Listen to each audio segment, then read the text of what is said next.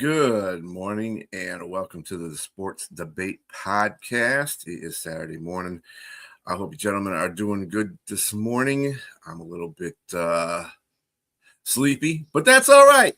We'll get through the show. Football season is officially over as far as the playing aspect of it. Of course, you know, there's always the business aspect of it. This weekend is the NBA All-Star games. They had a celebrity one last night. I don't even know who won. I don't pay attention to that stuff anymore. Anyway, but that's going on. But we also have debate questions that are on time. So let me get right to that. Right here. Should the NFL do away with the Rooney Rule? I know we talked about this a little bit before, but I think we didn't talk in depth like we should talk about it. James, I'm going to go with you on this question. Okay. We'll start with James today. Yeah. All right. So the Rooney Rule, should they get rid of it? It's been in place since 2003.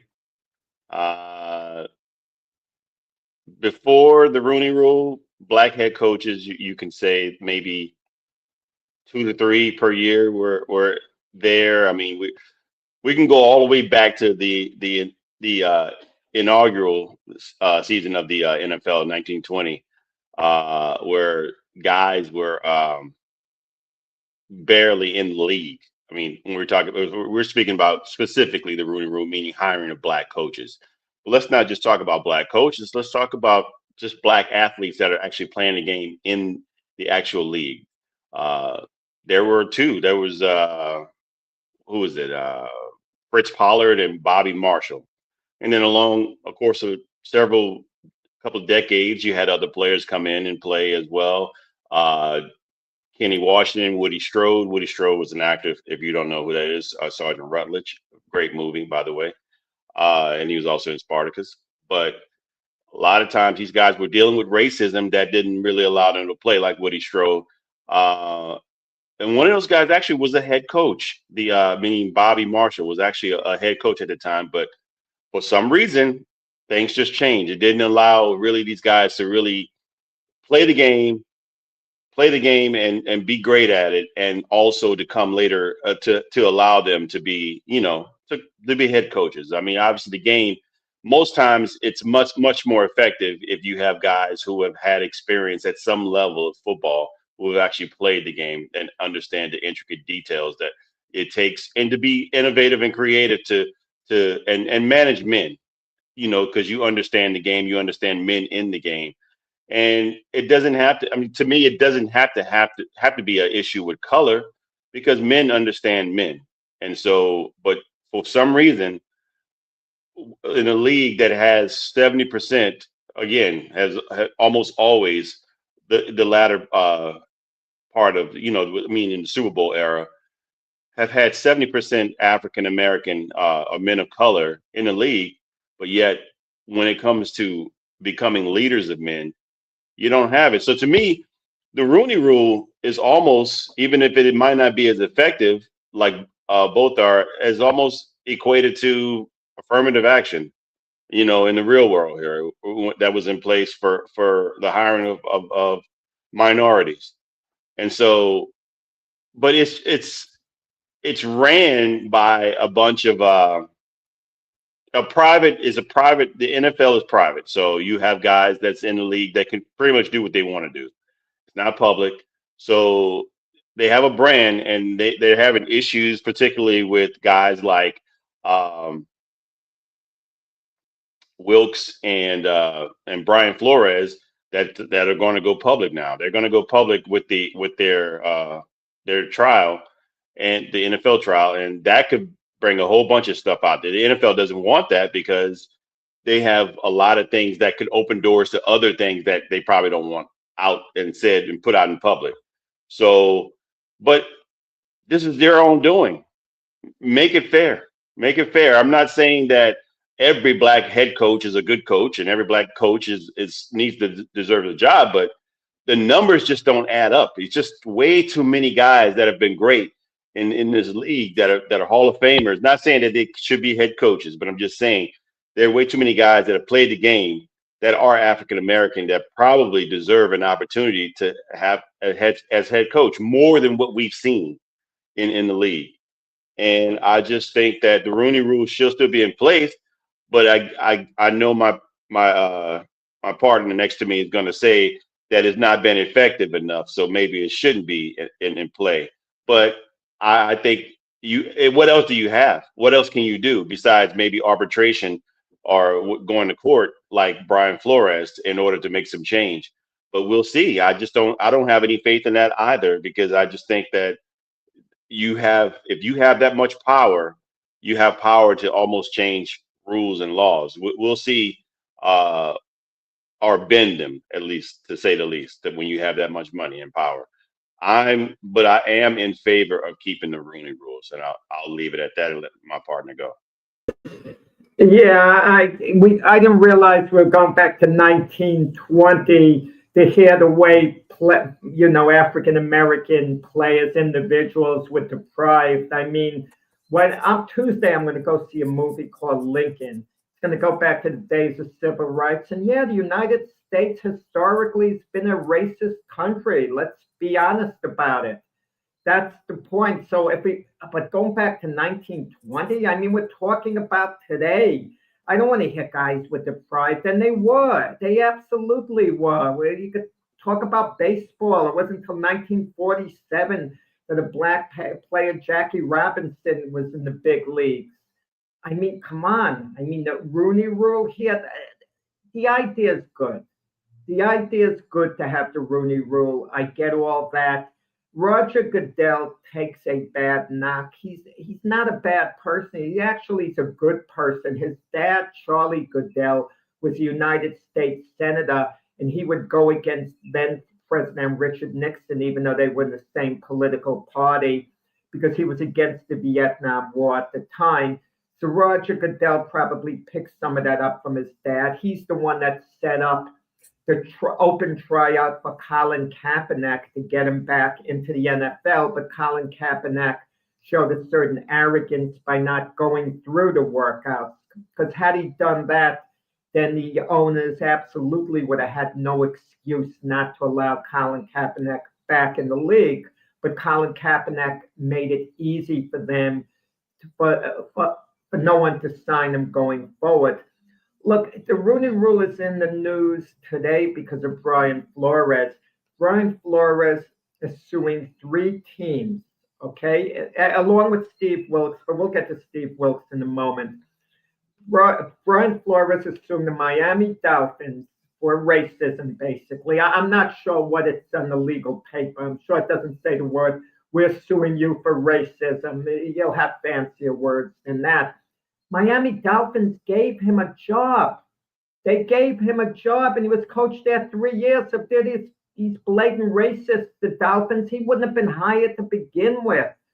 He's suing the New York Giants. The New York Giants GM was Joe Shine, who came from the Buffalo Bills, who was very close with Brian Daboll. Daboll was his guy. So Flores lost out to Daboll, who was the GM's guy.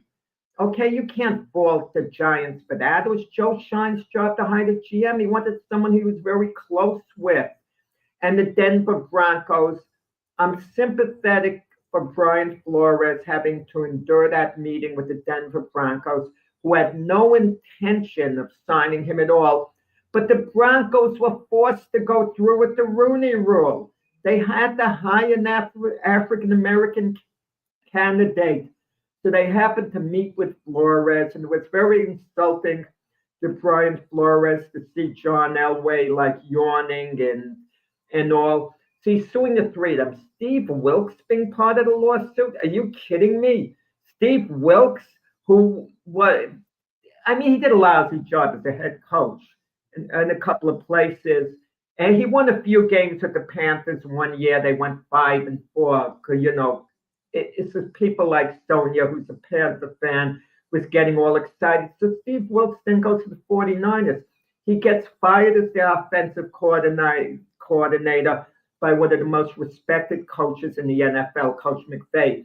Then he goes to the New York Jets, and he gets fired in season by Aaron Glenn, who, by the way, happens to be black. And Steve Wilkes was his guy, but had to fire him. So Steve Wilkes is suing the NFL over his inability to get a head coaching job? I mean, are you kidding me? Come on. I mean, let's get off this. I hate the argument 70% of the players are black, because I'm countering, as a devil's advocate, mind you, that what percentage of fans who pay for tickets and support the NFL economically are white? I don't use that argument, so please don't give me the argument 70% of the players are black. How many GMs are black? The Giants had an African-American GM, Jerry Reese. Okay, so, I mean, Jerry Jones I got a problem with. His maybe old school mentality, which I don't like. He hasn't seriously considered a black head coach, maybe because he doesn't like the repercussions if he has to fire someone. He doesn't like the blowback, but I get a feeling Jerry is old school in a negative way, even though he's been very supportive of his alumni, of African-American players. He's been very nice to them in that regard. You still want someone in a leadership position. And the Rooney Rule, the concept is good, but the bottom line is this. Can we force owners to hire someone? I mean, at the end of the day, it's their team. They're going to hire who they want to hire. This year looks bad because certain coaches will let go. If Mike Tomlin makes himself available, he's going to get a job at the snap of a finger. Myself, if Brian Flores, if I owned the Jets, if Brian Flores wasn't suing 3 teams, I would hire him immediately. I mean, there's a guy who's was a good head coach, is going to be a good head coach again. Okay? And it's one of these things that looks embarrassing on the surface. I got to admit that, the amount of African-American head coaches, but you can't force someone to hire someone they don't want to hire if they have their own people in place, like the Buffalo Bills. They had Joe Brady in place, for example. So that's the guy they wanted to hire. How can you tell them to hire someone else? I think the Rooney Rule, the concept is good. And I think there's injustices that have to be corrected, but you can't force it on people. The Rooney Rule is outdated. We should just go away with it. And I think the owners need to meet with one another when they have their big spring meetings or whatever. And it's an issue they have to go over and consider. And I think in closing, we have to look at every franchise individually. And let's take a look at their individual history, of how they've hired, African-American head coaches, GMs. Have they really been fair? Or what's the circumstance of them not doing it? If they've had already great head coaches in place, that means they're not hiring anyone else, okay? But if they haven't and they're playing musical chairs with coaches and they're all white, then there's a problem. So before Brian goes, I still have to counter that argument about the fans being almost all white. It's still, again, the fans don't play the game. The fans don't understand the intricate details of the game. It doesn't matter if they're fans. They're someone who comes that they're there to be entertained. The players are part of they are the entertainment, managing the entertainment, being a part of the leadership that guides the entertainment is what matters. What I'm talking about, and allowing the guys who actually do that to come up, to have that opportunity to come up and be a part of that management is what seems to be skewed. Look, I don't want to pull some comments here, but if I'm going to go maybe way back to Jimmy the Greek, he's on record as saying, if black guys get head coaching jobs and quarterback jobs, what jobs are going to be for us? That's what was said there. And that's why I have a problem. I have a problem with that too, but that was decades ago. I have a problem. But it was said, is what I'm saying.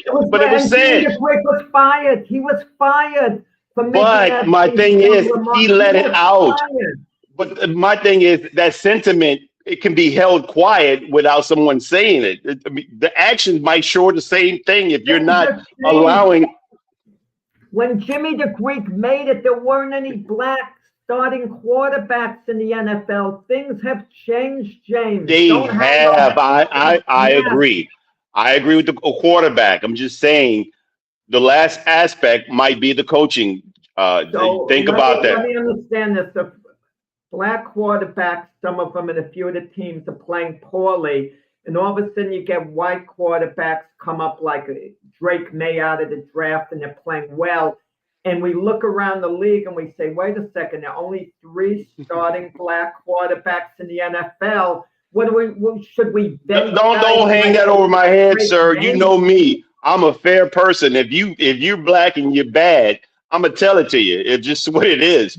I mean, if you're not a good quarterback, you're just not a good quarterback. No. That's But what it is. look at the overall numbers to point out it's circumstances, right? You have to look at every individual franchise. You're a New Orleans Saints fan. How many black head coaches have the Saints had? That's one of the 11 that still have it, and I still have a side eye to the organization. Yes. Okay, Sean Payton was their coach for years, so there really wasn't an opportunity to come in with a black head coach, and you wouldn't have wanted one in place of Sean Payton because he was one of the best coaches. Is one of the best coaches in the NFL. So you had an elite coach there. So when Sean Payton moved on, were there better candidates than your current head coach? Maybe there were. And if I was an owner and if it came down between a white and black coach and it was all even, I would hire the black coach. This is me to try to correct some type of historical injustice.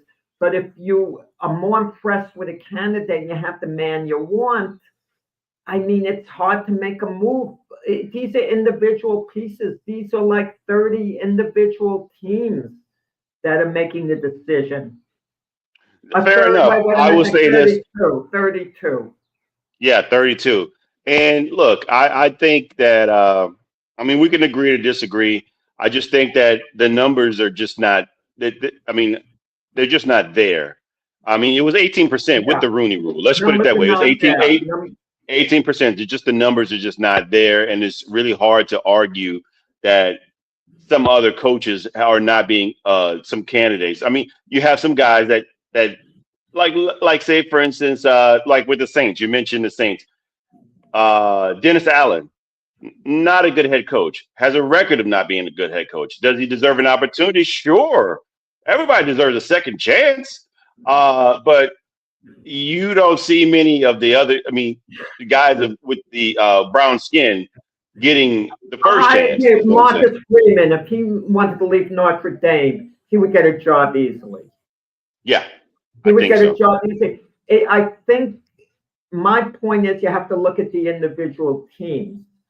Is there a reason they haven't hired a black head coach? And I would study that. The Lions had Jim Caldwell. He was successful.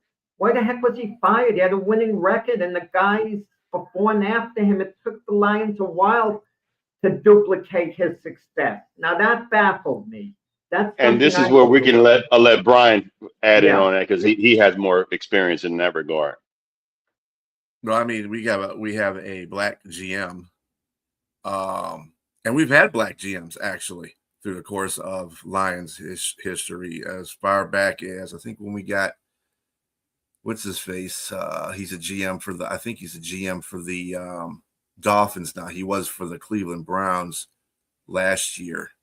But anyway, we got him like in 2000, I want to say in the teens somewhere around there. I'm not really sure. But we've had black GMs, black head coaches. Caldwell was a really good coach. He was a good coach. I wouldn't say a really good coach, but he was a good coach. He got us to the playoffs quite a few times. Well, he got the coach to the Super Bowl. Don't forget that. The coach in Baltimore. He helped Baltimore get there as well. But in regards to this is never going to change because, first of all, the thinking of this country, it's an institution. And if the institution is teaching a certain way, the institution is not going to change unless you throw a wrench into the whole situation. which to me would be somebody black owning a team. Because once you do that, that starts opening a whole bunch of doors. Okay. Because once you have the black owner, and then if they do a very good job, of course, you have to be successful. And this goes to a lot of things that you don't understand as a person, a non-colored person, because, those opportunities are already afforded for you. Well, black people have to work twice as hard to get to because they got to be successful at it too, so they can put their foot into the sand and mold it. You know what I'm saying? And then when that person does that, then another person will show up, then another, and then another, and in that way, it'll institute into the program. And that's not happening with the NFL. There's no black owners, so unless black owners are prevalent, you're not going to get a lot of black head coaches because we still have institutional racism. Brian, I get cut in. Let me cut in. Let's talk reality. Because of the blatant racism this country has shown going back to the days of slavery, which still have an effect today because the African American person has had to play catch up, and it's virtually impossible to catch up all the way. There are no black owners on the horizon. So you're not all of a sudden going to get black owners because of the racism that afforded the lack of opportunities that are having a major impact still today. That's why we don't have black owners, and we're not going to have black owners. But this is what I'm trying to say. This is what I'm trying to say, Jackie. Because of that. Until you get to that point. But we're not going to get to that point for maybe 100, 200 years. Yeah. I mean, if it takes that long, it takes that long, but you got to get to that point sometime.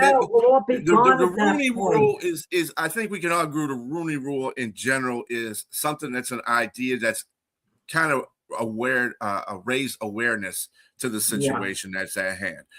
Other than that, it's typically failed because people are still doing what they want to do.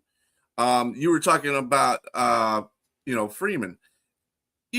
We're not talking about introducing black coaches into that necessarily as much as we're talking about black coaches getting second chances, like James is saying. I find far more their white counterparts get second chances than black coaches do. So this is the problem that we have. If they could just do that to a point, that would be great. Because you said immediate. Mike Tomlin would get back into a coaching position immediately, a head coaching position immediately. But and that's because he's had success with one organization. Raheem Morris. Does he have a job yet? No, but he got the second chance. Well, that's true. But I agree. You make a good point. A white head coach is more likely to get a second chance than a black head coach. Mm-hmm. That's food for thought. Yeah, I mean, again, you want to kind of put aside the whole black ownership of a team, but really that's the only way that's going to cause an effect. I mean, if you look at anywhere, black folks around this country want to have black ownership. That's why say I want to do this for black folks because I want to have my own ownership, which if you're not black, you don't understand that concept because you're having a battle. You're having to battle institution that's not allowing you to get where you need to get to. So you have to do things for yourself, and because you're already, this country is just messed up when it comes to stuff like that. It's the only thing I love America. And I love the concept of what we have here in America, but it falls flat in its face in a whole bunch of ways. It's just ridiculous of the things that people of color have to go through in this country, period. And this is about everybody. And this is a concept that we have lost over generations, years, centuries, and everything about this country. So until that gets fixed too, unfortunately, I can't see I hope my grandkids are better, but with it. Go ahead, James. No, I was going to say, let's go to the next question, man. We got a lot of in-depth stuff. All right. But great debate. Question is, should Joey Porter have called Ben Roethlisberger a terrible teammate considering that they won a Super Bowl together? I'm going with you on this one, Jack. Yeah, because Ben Roethlisberger was, but the difference between him and the Terrell Owens, and this is what James and myself have gotten into friendly debate before, is Roethlisberger, as horrendous a teammate as he was, he's a Hall of Famer because he won. Terrell Owens didn't win. Okay? And it's you guys have had office jobs, you've had coworkers, and as long as the job gets done, you don't have to like him. He's a bad guy, Ben Roethlisberger. I mean, when Mason Rudolph was drafted in the third round by the Steelers, he immediately said, "It's not my job to help him out. If he asks me a question, I'll answer him, but I'm not here to help him." He made it clear. And Mason Rudolph hinted as much when he left the Steelers for 1 year to go to Tennessee. Roethlisberger was a bad guy. You know, the Steeler players all went to this bar in Pittsburgh, but the owner let it be known he didn't want Roethlisberger there.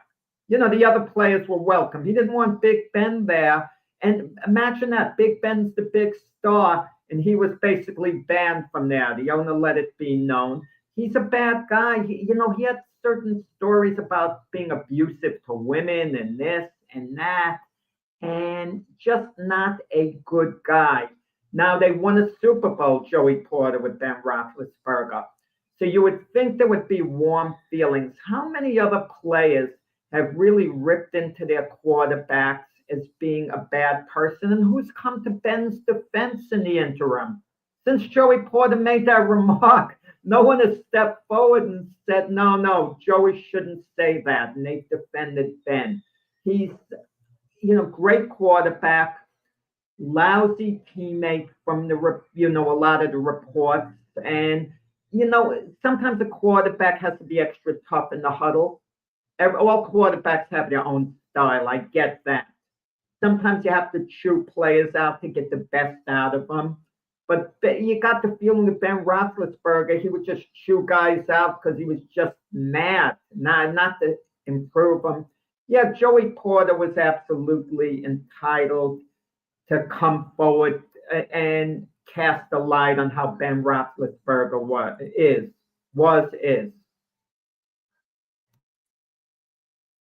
Go ahead, Jay. So you're saying you said Joey Porter was entitled to come out with yes. I think he was being nice about it. I think when I say nice, he said he wasn't a good guy. He said he wasn't a good teammate. I've watched full context of that podcast with Cam Hayward and Dianna Russini during Super Bowl week, and it shed light a little bit, but it's from one guy's perspective. Should he have said things about it? I think it was more defending his guy. This is everything based and predicated on what was said about Mike Tomlin, about how Mike Tomlin coached and what he can do. I watched the podcast of Big Ben, and I didn't see a lot that said that he was really putting Mike down. I watched it in full context. He virtually said that it was just probably maybe time to part ways because sometimes it's just like that. He gave an example of Andy Reid and the Eagles. I mean, they won a lot of NFC championships, but they got to a Super Bowl, but they didn't win. And then sometimes things just become stale. And as much as this guy is not a good guy, I can agree with that statement. I can agree with what he's saying. Sometimes it's just, things like Jack, you've even said it. It may be just time. You've been on record as saying that it might be just time for Mike Tomlin and the Steelers to part ways. So, but I think it was just a matter of when Joey Porter said, if I'm Big Ben and the things that I've done, I wouldn't grab a microphone and say anything in regards to them. So he's saying that this guy is not the guy to say much of anything. He should just be quiet and ride off into the sunset, because of all the things that he's got in the skeletons in his closet. I mean, mind you, Joey Porter is not the choir boy himself, but Joey Porter will tell you that he's not exactly a choir boy, but he's a loyal guy. And he said they hid a lot of things. They stood up for him. But Joey Porter also said that when they voted captains, they didn't vote Big Ben as a captain. They voted Joey Porter as a captain. They voted a couple other guys captains. the organization made him a captain. But if it had to be amongst the players, it's telling that they wouldn't have made him a captain. But all that being said, if I'm Joey Porter, if stick up for your guy, but which is Mike Tomlin, and I'm glad he is sticking up for him, because obviously from a few other players I've heard things when he said this. Mason on X, Mason Rudolph chimed in and said bullseye. Pouncey said some things. A lot of guys that were like big time players for the Steelers virtually agreed with Joey Porter's stance. My take is, though, it's just that why are these guys putting this stuff out there now? I mean, everybody, James Harrison, he got on him about his comments, and I think he was just in his feelings about not being allowed to come back to the Steelers at a certain point when he didn't want to deal with that persona when the diminished talent was there, but the persona was still there. It's like Chris Paul. You got this personality, but your talent is not as good as where your mindset is, sir. You got to take it down a notch. And Tomlin just didn't want to deal with that. And so you hear James Harrison on his podcast calling Mike Tomlin not a Hall of Fame coach because he doesn't have a Hall of Fame tree following him. I mean, a coaching tree. Goofy stuff. I would just say that I still would have kept this in-house because ultimately you're tainting your legacy as an organization. This is putting out a lot of bad stuff towards the organization. If he's a bad guy, you kept it this quiet this long, don't say nothing. If I'm Joey Porter, don't say nothing. But if you're Big Ben, I didn't hear nothing wrong with his comment. I think they just wanted to get that out there. It was just something that was said, and they've been waiting to say something. But if you're you have this much legacy going on with the Steeler Nation, this doesn't help it. It kind of hurts it. It taints it a little bit. And if I'm James Harrison, I should be quiet. If I'm Joey Porter, if you defend your guy, you should be quiet, though. And Big Ben, with all your history, including the accusations about SA and this stuff like that when you were young and not signing your teammates' family's autograph and stuff like that. Again, I think people can have the opportunity to change. And from what I understand, he's gotten better over time. But I'm not in the locker room. I don't hang with Big Ben, so I don't really know how true all this stuff is. I just think that overall, the bigger picture, how does this paint a picture on the Steelers' legacy as a whole? And if they're blue collar, championship driven, family oriented organization, this is not what you want to see in that shrouds, a cloud on a great organization. So you might want to tone it down and everybody just be quiet and go sit down. And like Ryan Clark said, do the veterans need to have a locker room meeting where the old veterans and sit down and talk about this kind of stuff? Because again, it does taint the image of the legacy of this organization. I could just picture you and Brian. You're no longer working with a coworker who you absolutely couldn't stand for years. You're going to meet with them when you're done with your job and you've moved on to have lunch to discuss things. Come on, just get out of here with that. Big Ben, Big Ben, he wasn't a good guy. He was a bad teammate. Bottom line, his old teammates should be allowed to express that. You know who Big Ben was like in closing? That movie, I don't know whether you guys saw the movie Draft Day. Remember the quarterback, Bo Callahan, when none of the players went to his birthday party? That's Big Ben. When he was playing for the Steelers, he could have a birthday party and his teammates wouldn't show up. Big Ben is Bo Callahan. That's actually funny. Yeah. Yeah, Ben Roethlisberger. I mean, we all know things about him will come into the light. I think you're right, James. I don't think nobody should say anything about it. I mean, professionally, they won a Super Bowl together. They're a very good team over decades with Ben. So, I mean, professionally, that should just stay in a house and whatever. If you have a personal problem with the person or you don't, and several other teammates obviously had personal problems with them, it don't make a difference. At the end of the day, y'all work together. It's like all of us working together. We might not like somebody. But we all get the job done. That's the whole point at the end of the day. Get the job done. Win for the organization, whatever the case may be. We all know Ben Roethlisberger is no saint.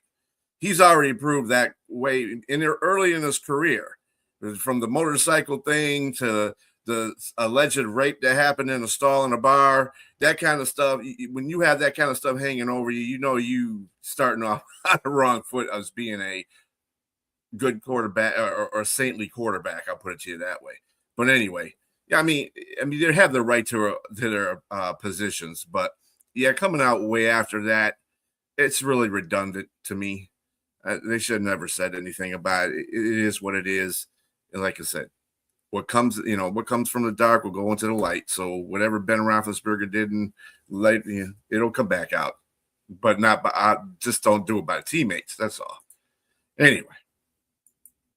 All right. Now I'm going to butcher some names here. All right. Olympics are here. Everybody should know that.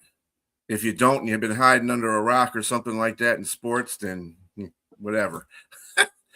Ukrainian athlete Vladislav Herakevsky.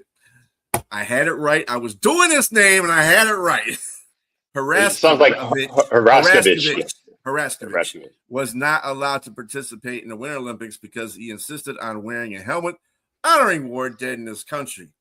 Should he have been allowed? Now, let me also tell you something about the Olympics. Russia has been banned from the Olympics because of their point on the war with the Ukraine. So go ahead, Jack. Yeah, as sympathetic as I am, and so I don't butcher the last name, I'm going to use the term Ukrainian athlete. You can't allow it. You just can't allow any symbol. Listen, I'll go back to 1968. Retroactively, I like what John Carlos and Tommy Smith did. I mean, those are guys who win Olympic medals, then they'll go somewhere and not be allowed to get a haircut and have to move on. They won't be allowed to stop off at any diner they want and have to move on. So retroactively, I love what those guys did. But you're looking today, there's so many countries that have things wrong with them that people are going to want to object to. And it starts here in the United States, right or wrong. I'm not passing judgment. People are going to want to have protests. You can't do it when you're representing a country. You just can't do it. And you can't do it on the Olympic stage. Imagine you win a medal. There are other medalists on the podium with you. You're taking away a little of their moment by having a protest. You just can't do it. And the Olympic Committee tried to work out something with the Ukrainian athletes. They really did. They said, look, as soon as you get off the podium, you could wear it. You could wear it in this situation, that situation. They worked hard to get a compromise, but the Ukrainian athlete was so dug into doing it his own way.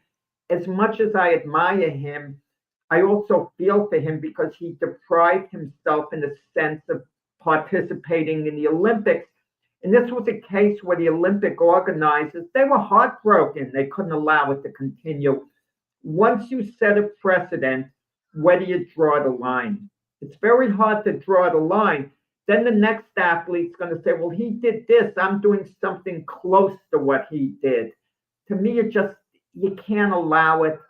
As painful as it is for me to say, the Olympic Committee, they made the correct decision, as heartbreaking as it is. Of course, I'm going to go against what Jack says. That's just the nature of our relationship. We have to go against each other. I just think that this is a situation, you got to look at history. I mean, again, Jack just saying, James, why are we going all the way back in time? I mean, I got a DeLorean, sir. I travel back in time. I got to go all the way back in time. Look, Jesse Owens, you brought up Tommy Smith and John Carlos. Hello. Yeah, this is in 1968. They pull out the black glove and raise their fist in honor of Black pride and solidarity during that time, during the tumultuous time. 1968. I mean, you got leaders getting killed and everything else, man. it just wasn't a good time for civil rights. Um, Sometimes I think where this gentleman Vladislav Horashkovich, however you say his name, he's That's pretty young good. and inexperienced. Somebody gave him somebody. You I don't know win if the they gave him. debate just by being able to pronounce his name, by the way. I would thank you. I appreciate that. Yeah. Well, let's go into some more uh, defining points here. I think that he made his mistake by not doing what these other people did. They knew the moment. They knew the moment when to shine. They knew that the International Olympic Committee wasn't going to allow them to do what they do. But that you find the moment and pay the consequences later. Those guys paid their consequences. They had a hard time in life after what they've done in John Carlos and Tommy Smith. And even an Australian, the guy that the silver medalist had a problem as well because they all wore the badge for human rights on their jackets, and so that was a big problem for him too as well. People don't even talk about that.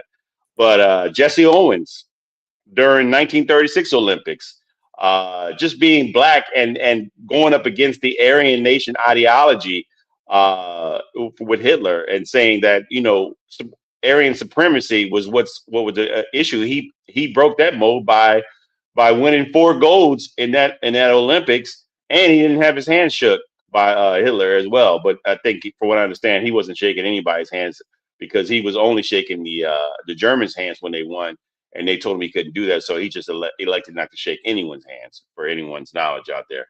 Peter O'Connor, 1906, going way back.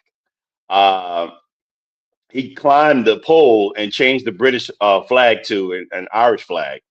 And so his attempt to go against the United Kingdom and the British rule, and saying that he was British, and which he felt he wasn't. He was Irish.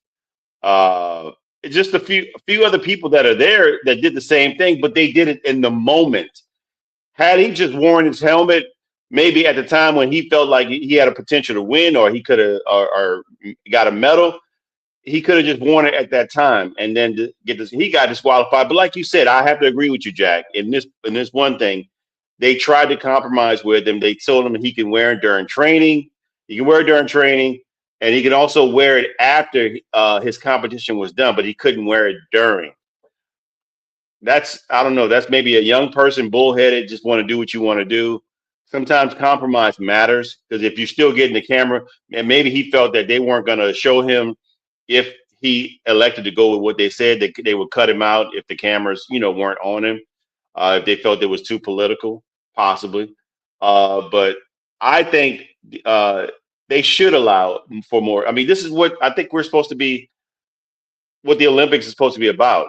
In regards to like United Nations. James, let me tell you this, how it affects the other athletes who don't have a view. The 2016 Men's Olympic Marathon, Galen Rupp, a long-distance runner from the United States, he won the bronze medal. He was only 10 seconds behind the silver medalist, meaning in a marathon, that's very close. But as the silver medalist, I forgot his name, from another country, one of the smaller countries, is crossing the line. He's making these wild gestures with his hand. It's a protest of his country. But he took away Galen Rupp's moment, who was close behind him, because people are noticing the way he's gesturing right a little ahead of Galen Rupp. It's wrong. I got it here. I got the guy's name here. Feyisa Lilesa crossed his arms at the finish line to protest the Ethiopian government's treatment of the Oromo people. Yeah, and that was 2016, like you said. But if you're Galen Rupp, you don't want that right ahead of you. You're having your moment of glory as an Olympic medalist in the marathon. It just, I wouldn't like that at all. I mean, how would you? It's like someone's taking away your moment in a sense. Listen, we could debate this back and forth, and you come up with great points. The Ukrainian athlete, it was a noble gesture on his part. Who did he wind up hurting? He wound up hurting himself at the end the most. he's making a sacrifice that people are going to forget in time. He didn't get to participate in the Olympics, but this was a case where the Olympic organizers, they really did try to sincerely find a compromise, I feel, and they weren't able to. It was either his way or the highway at the end, and they finally had, I feel, little alternative but to let him walk. Yeah, I think this is the counter to Russia not being in the Olympics. They feel if they put Russia out because of their fight with the Ukrainians should, it should balance out. Shouldn't be coming in there with that helmet with the, memorializing the fallen heroes of the war, because it's kind of like an offset and balance with how are you not going to let the Russians in there, but you're going to allow this guy to wear a helmet with, the fallen heroes of Ukraine on it. It's kind of not setting the right precedent. To tell you the truth, I think more of this debate should have been on whether it was right. Whether it was right for the Olympic Committee to even ban Russia. I know people will automatically jump on that and say, yeah, because they're the ones that are the bully, and they're fighting. And what year is this now that we're talking about this? That there's still a war going on. That tells you a lot about Ukraine and Russia. So Russia's the big bad mother, right? And then Ukraine's this little small country, state, whatever you want to call it, that's fighting off the big mother.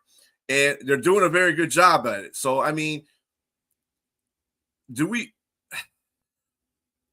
Russia has been a problem in the Olympics for a long period of time, whether they were communist, Democrat, whatever they are now. I don't know what the exact tone is for their country now, but they've always been a problem with the Olympics. They've always got something that they do that people don't like because they're communists, whatever the crap may be. But taking them out of the Olympics, I think, hurt the Olympics a little bit because, and I'm not saying what they're doing is right either. I'm not by any saying Russia should, everybody should be like, oh yeah, Russia's great because they're fighting. No, I'm not saying that. It's just that I think the Olympics need to be separated from politics, period, altogether. And I think that's the problem that we have with sports. We always, and eventually comes in there, people say, yeah, politics are in sports all the time. It don't have to be. It don't have to be. There's certain things that just can be abolished, period. But it's not. But anyway. All right, let's see. Last but not least, should the Philadelphia Eagles trade A.J. Brown or continue to run it back with him? James. So there's been some history with A.J. Brown, the coaching staff, the organization, and particularly the quarterback. Obviously, things not were said, not always said. There's just actions that were taken when A.J. Brown felt like he was being neglected, not getting the ball, not getting enough of his stats. Sounds like a selfish type of player. But most great athletes are selfish. They just may not say it, but most great athletes, their skill set and their stats are predicated on them getting the ball or being around the ball. And I think particularly how the offense is ran and is called, and Jalen's not his inability to get A.J. Brown the ball, but to target him more so. And he's not a guy that gets great separation, but he's a guy that has well contested catch radius, and he can catch the ball. He'll moss most guys that come up against him. And so I feel as if he's a guy that probably has been neglected as a receiver because of his talent. You can see where it's at. He's also a guy that's hurt himself. Now, recently, when you look at the playoff game that they lost, there was a ball thrown right in his hands, and he totally dropped the ball. Yes, he's a guy the antics that you see on the side of the field are a bit distracting, and there's no way that someone should continue to do these sort of things or say things in the media when he's being asked certain questions about his team. It may be time, as like Big Ben said regarding Mike Tomlin and the Steelers. It may be time to part ways for those two, and I agree that they should trade and get what they can for him. He's being paid. He's on a $95 million contract, and he's still got a lot of money left to be paid. And they can get some valuable assets for him. Somebody wants him. Somebody's going to want that skill set. And I would trade him and just go with the guys that you have in house.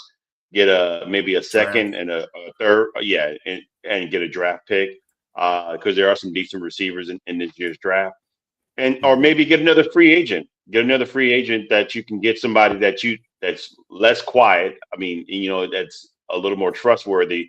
That can give you a lot of trouble with their mouth, and move forward, because he seems to be a total distraction. And either whether they're winning or not winning, he obviously had a terrible 2023 season. 24, was it 24? Yeah, 2023 season, had a great 2024, and it seemed like they regressed again in 2025. But I would trade him. Okay, James, this is coming from a guy who calls Terrell Owens a slam dunk Hall of Famer, who sings his virtues, a guy who's torn up locker rooms. Just move A.J. Brown, get him out of town, send him packing for second-round draft choice. The top receivers in the draft are going to be gone by then, okay? You can still get value, don't misunderstand me, but the top guys like Cornell Tate, etc., are going to be gone at that point.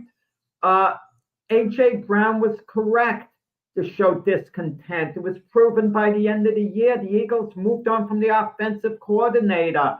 Their offensive scheme was flat out bad. He saw that. He was exasperated. He wanted to make the team better. He saw what was going on. So he's been accused of being selfish. Sometimes you have to be a little selfish. If Saquon Barkley feels he's not getting enough carries, he's entitled to speak up and start arguing about it, knowing he could. Hold on, Jack. I got to intercede. I'm going to let you go. I got to intercede. When you said that he was fussing about the coordinator, yeah, it was flat out bad. But this is not new. He was acting like this when they won the Super Bowl with Kellen Moore. Thank you. They won the Super Bowl. He was acting like that. Good thing he was acting like that. That contributed to them winning the Super Bowl. Thank you. You should speak up. You want to make the team better. Look, A.J. Brown's bottom line is this. I don't have to talk that long on this. I could turn it over to Brian. A.J. Brown is a terrific receiver. You want to focus that he dropped the pass, okay, that he should have caught. Okay, fine. But he's a terrific receiver. Nick Sirianni claims, I love A.J. Brown. Either Nick Sirianni is a liar and a phony, or he's telling the truth when you make a remark like that. You really love A.J. Brown. You have a great relationship with him, like you say. You keep him on your team. You work it out because he's an elite receiver. If you don't have a great relationship with him, keep your mouth shut. Be diplomatic. But don't say you love the guy and you have an excellent relationship with him. Use other words. A.J. Brown's one of these great receivers. When you have a guy like that, you don't move on from him unless you could get similar value in return. And the Eagles probably wouldn't get similar value in return. We saw what Devontae Adams meant for the Rams. A.J. Brown could mean that for the Eagles next year and has meant that for the Eagles. What I had to say to the A.J. Brown thing is, when you're doing well and you're being productive on the field, things can be overlooked, like your sideline antics. But this is neither what A.J. Brown is doing right now. He's not producing. He's been producing in spatula, like when they won the Super Bowl, he was producing. I mean, in the Super Bowl, he did really well because they were passing, because they stopped the run. So, and Hurts and him are not in the same page either. And that's been going on for the last, the amount of time they've had A.J. Brown. Those two just don't get along professionally. They don't get along professionally. So they're not on the same page. there's got to be a change somewhere. And I definitely tell you, they're not going to change the quarterback. It's going to be the receiver that pays the price on that, because receivers in this league, whether they're great or not, are a dime a dozen compared to good quarterbacks in this league. So I would say that they would trade AJ because he needs different pastures. He does. He needs to go somewhere and start over again. Usually players, we say that a lot. It's a cliche thing, but you know what? You see players 9 times, well, I would say about 7 times out of 10, those players that go on to different teams do better, at least in their first year with them, because it's a clean slate. So, I mean, AJ Brown just needs to go. They should trade him and get something for him, like James said. They should try to get some draft picks or get a receiver that's, I wouldn't say equivalent to him, because they probably won't be able to do that, but get somebody that's going to be like a Mac Hollins or something like that, somebody that's going to be out there and do their job. AJ Brown gets known for dropping passes because he didn't get the ball that much this year. So you saw more of his mistakes than you saw of anything that he really did, because he didn't get an opportunity to get the ball that much. And that's on the offensive coordinator too. Obviously, he's not around anymore. So it is what it is. Like I said, it's just time. It's just time for him to go, move on, and get to a different team. Keep his career going. I mean, it happens with Devontae Adams, and he was with your boy Jack, Aaron Rodgers, and didn't do. And let me say this. Reference back to the T.O. comment, sir. T.O. deserved to be traded away from the teams that he's done, because he did cause those problems in the locker room, but it still doesn't deter from the fact that he still produced on the field and still deserved the first ballot Hall of Fame. Yeah, I get what you're saying, James, but then you can't use another argument as far as leadership and tangibles helping the team. You can't use that argument to build a player up.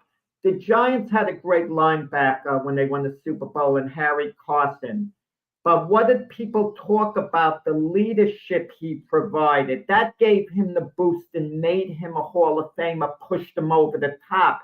His actual play on the field was excellent, but the perception in making him a Hall of Famer was his leadership, that he was really the leader of that defense, not LT. So you can't have it both ways. That's my argument. I mean, T.O. should be in a Hall of Fame. I couldn't. T.O. is a great receiver, Mm-hmm. a great receiver, arguably one of the best ever, but he hurt teams like A.J. Brown. Is he hurting the Eagles by being on them? Even if he produces on the field, you can hurt a team, and that should be taken into account. Yeah, I think, he just needs better pastures. That's all. Well, this will conclude our broadcasting day as far as this show is concerned. Great questions, Jack. Jack's always good for the debate questions. I did butcher. I was playing devil's advocate on the first question about the Rooney Rule with the fans and attendance. I said I was playing devil's advocate. Mm-hmm. I'm just setting up an argument. I mean, just talking, to debate the issue. I don't like the 70% black player thing. It's an injustice, the lack of black head coaches in the NFL, but I don't like that used as a building block, that particular statistic. I don't go for that one stat, so that I was trying to counter that one stat by playing devil's advocate, but it is a major problem that, that the NFL has, but the Rooney Rule is not solving it. That's the thing. So what's the next step? You just got to sit down with the owners, and the owners have to have open discussions about it, maybe leadership councils, because they're going to hire owners at the end of the day who they want anyway. And you hope they do make the right choices, whatever it is. Well, that's the whole problem with the NFL is the owners themselves. You got a lot of good old boys in there, and that's not going to change until either they pass away and somebody in their place becomes more retroactive in how to hire. No, some of the 11 owners, 11 teams. those are the ones I would kind of address first. What is the reason you have it? And explore the reason. Some might have a very good reason, like having Sean Payton. Some won't have a good reason. Just a good old boy, never meaning no harm. No Dukes of Hazzard, really. Anyway, all right, folks, we are out of here. You have yourself a great rest of your Saturday. Again, join us tomorrow at 8 a.m. for the Sunday Morning Sports Show with me, Jack, James, and Keith. Everybody, toodaloo. Peace out.